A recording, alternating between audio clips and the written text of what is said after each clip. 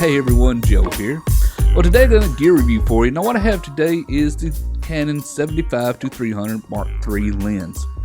Now this is an older lens, so you're probably wondering, why am I bothering reviewing this lens? Well, the thing is, this lens comes with a lot of the kits and stuff, those value kits you buy like on Amazon. So if you buy like a new Canon Rebel or 80D, 70D, and it comes with a telephoto lens included, well, it's a good chance it's going to be this one. Now, there are other telephoto lenses that also are included a lot of times, like the 55-250, but if you get one that's really pretty cheap on sale, it's probably going to be this lens. Now, I have it here attached to the Canon 80D because, this is an APS-C lens, and this is a budget camera, even though this is a full-frame lens. As you can see, it fits pretty decent on the Canon 80D. The barrel extends. It's not overly long, but it's light. It has a good feel to it, so when you put it on this camera, it's not weighting it down or anything. Now, the thing is about this lens, the reason it's not too big, the main reason is the fact that there's no image stabilization. So that may be something you really want to consider. However, I find if you're in like a bright daylight, it's not that big of an issue. That's why I consider this, going to the zoo lens, I guess you could say. Now, let me see if I can think of anything else about it that I really want to mention. Like I said, it is 75-300.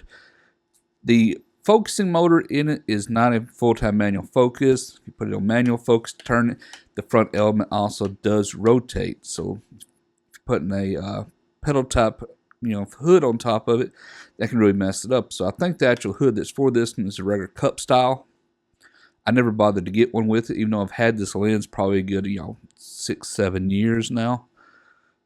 But overall, it's not that bad of a lens, really.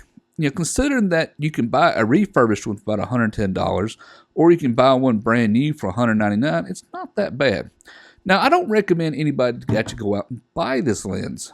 But if you get one in a kit, or considering buying a new DSLR and it comes in a kit, I don't want you to think, oh, this is just a bad lens, I don't want to even mess with it. Well, it's not that bad of a lens. And we'll hop over here to the computer in just a few moments, and I'll look over some photos and stuff and show you. Now, normally in these reviews, I do a sun flare test as well as a video test. Since this is a telephoto lens with no image stabilization, I'm not doing either. And the reason is because nobody should be using this lens for video whatsoever. There's a number of reasons. One, no image stabilization. Two, it's older lens.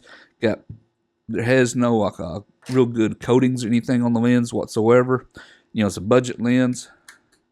And also because the micro motor in here isn't great for video whatsoever.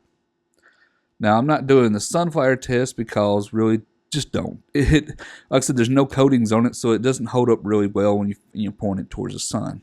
But I think if you're going to the buying a new kit, whatever, going to the zoo, you're not going to be too totally disappointed with it. You just got to make sure you keep your shutter speed pretty fast when using this, even if that means bumping the ISO up just a little bit.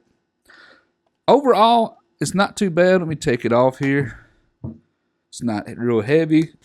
It is plastic all the way as you'd expect, plastic barrel and everything, but it doesn't feel excessively cheap whatsoever. It does have a metal mount on it, which is really good. And overall, it's just not that bad of a lens, really. So, anyway, that's really about it with this lens. It has a macro up to 1.5 meters, which is about 5 feet. It says here 4.9 feet. So I do have some photos and stuff of me taking photos up really close. I'll show you all on the computer in just a second. But anyway, overall not too bad. Like I said, although it's not a full-time manual focus, so don't, if you try to. As you can hear it, you could strip the motor gears. It's got a regular old style, I think micro motors they call it. But anyway, like I said, I've had this thing for years. It's been a decent lens altogether. So that said, let's hop over here to the computer and let's take a look at some photos. Okay, everyone, well, here's our first photo we're going to take a look at. Now, this is just a simple little shot of the moon, nothing special, but it's been a full moon, and a lot of people have been talking about a big moon and everything outside, so I thought I'd just show everybody, what this lens can do if you want to take a photo of the moon with it.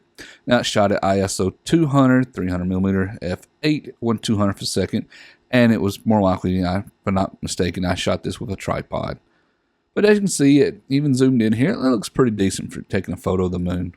Now here's another photo, and here's where we can start seeing some major issues with this lens. If we look over here in this corner, as you can see, there is a lot of really bad magenta and stuff, all around these edges and stuff. So that's not, color of the plant naturally. That's supposed to be all green. So you can see that magenta is, pretty bad. And I'm pretty sure if that wasn't green leaves, you could probably see a lot of green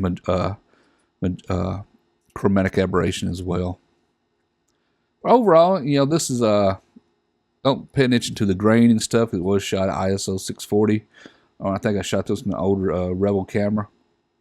300mm f5.6 at 1/400. You can see there is a lot of magenta and stuff you want to look at, but overall not too bad. Here's a little bit better photo, and I really want to show this one because this is shot at f5.6 as well, 1/400 second, 300mm. As you can tell, this is not a bad image. And if you look at the background and stuff, you can tell the background doesn't look over busy, doesn't look crazy, which is a really good plus for this lens. Now I'll zoom in here. As you can tell, if you look at these leaves, there is green as well as purple chromatic aberration. Overall, not too bad. That can be easily cleaned up in Lightroom. Our next image here is another one that I took, pretty close here. But take a look at the background stuff. You can see, even though there's a lot going on in that background, and this is shot at f5 at 170mm, it's really not that bad. I think I have never used this photo because I think I missed focus. That was probably on my error because, but overall, not too bad. F5, the background still blows up pretty decent.